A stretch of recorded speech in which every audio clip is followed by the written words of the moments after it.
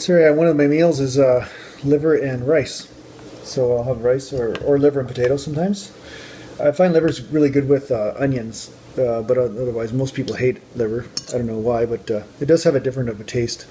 But the thing is, it has so much nutrition in it that it really is worth it to eat once or twice a week, and that way you top up some of your nutrient levels if you're not sure, like such as iron and a lot of your minerals and all that kind of thing. So look liver up online, you'll find that it's a pretty nutrient dense food. So I do try to include it a lot because I do think I don't get enough some of the minerals in my diet. So yeah, it's really good with ketchup. That's the one thing. I always seem to put ketchup or HP sauce or something. I know there's a little bit of sugar in ketchup, but I'm not really worried about that right now. So, and so I just mix it around. Mix some of this stuff around here and then liver. Oh boy.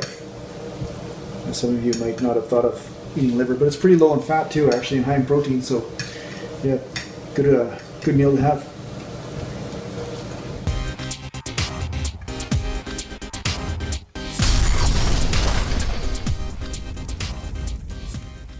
So today I'm going to do some chest and back, and I've decided I'll probably do a little bit of biceps at home. So yeah, I'll just get a chest and back workout in here. What I'm going to do is some bench press, some flat bench, barbell press. And as you notice, I don't touch my chest, and I do this for a reason. I found that little region in that area there seems to work my chest the most. If I go higher, I start to feel my delts more, and if I go lower, I start to feel like there's an overstretch of my delts. So it doesn't feel like it hits my chest properly. So, you know, if any of you are wondering why I bench like this, I'm benching for muscle gains. I'm not benching for a powerlifting competition. Obviously, then I'd be touching my chest and coming all the way up, but I'm not a powerlifter, and I don't really aspire to be. I've seen a lot of people, you know, mess themselves up trying to lift too heavy all the time. It doesn't mean powerlifting is a bad sport. I really love it, but I'm definitely not designed for it as a human being. So anyway, I like to lift heavy, but I like to lift in the ranges of motion that feel right to my body. So I'm here to tell you that that's okay. It does actually produce muscular gains, as you'll see. So I'm going up to 315 today, and one thing I'm going to talk to you about, and I want to really stress, is that you don't have to go heavy all the time. So I did a heavy incline dumbbell workout a few days earlier, and I'm training chest every 2 days minimum, right? So sometimes you're a little sore, sometimes you're a little tight, and you'll notice that if you train heavy too often, you'll actually get weaker, especially when you're hitting failure, especially when you're going into failure. So today I can tell that my groove just isn't right there, isn't really there with bench. I'm finding the weight feels not too heavy, but my groove just isn't there. It feels like there's something that just isn't capable of pushing. And I've noticed this before when I've trained heavy legs. It almost feels like you have dead legs for a day or two. And what you do in this case is that you lower the weight and you start to rep out. So I did about 3 sets with 315. So I'm not showing you all the sets. I did like 2 sets of 225, 1 set of 275 to warm up. Then I went to 3 sets of 315. Now I'm back down to 275. And I'm just repping out now. I'm a little bit fatigued actually from doing the heavy weight, but I've decided now reps are probably a better way to spend my energy today because my fast twitch fibers and my nervous system is obviously a little bit burnt out.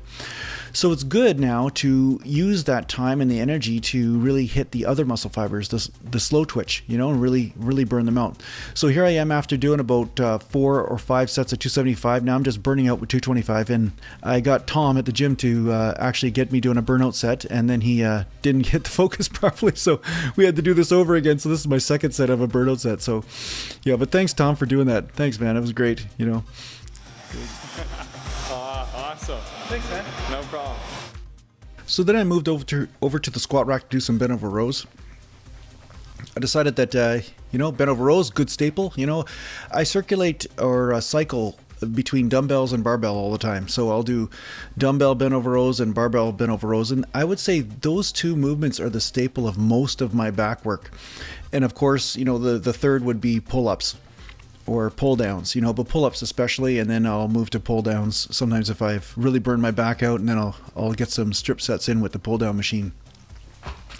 So for the first few sets, I'm using 225, and you notice that I really retract the shoulders when I bend over row and I pull. I'm really pulling more with pulling the chest back, like I'm actually sticking the chest out and pulling the shoulder blades together, right? That's really the big part of what back does. A lot of people underestimate that. They usually spend so much time wondering about what the angle of the elbow is, and they try to pull the bar as close to them as possible, but they're really not working their back. They're working their arms, and they're working their rear delts more.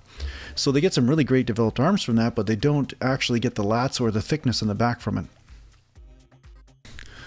So after a couple sets with 225, I started to feel like my grip was giving out before my back was. So I decided to put the wrist straps on for a few sets. I don't use wrist straps all the time, and most workouts I actually don't use wrist straps at all. It's just that sometimes in Bentover Rows I feel like I can actually push my back a little further. And because I do actually want to work my grip too, I do want my grip to get stronger. I do the first 2 or 3 sets without wrist straps, and then I will move to wrist straps after, because that's really when my forearms start to really give out, and then my back workout is just not as good because my grip is basically giving out long before my lats do. So ultimately, it's up to you. Some people, mostly people that are power lifters and things, and want to make sure their grip is strong. They don't want to use the wrist straps under certain circumstances, but they work great for me. So thanks for tuning in, and make sure you subscribe and share or whatever it is you guys do. But anyway, thanks a lot for tuning in, and I'll see you next time.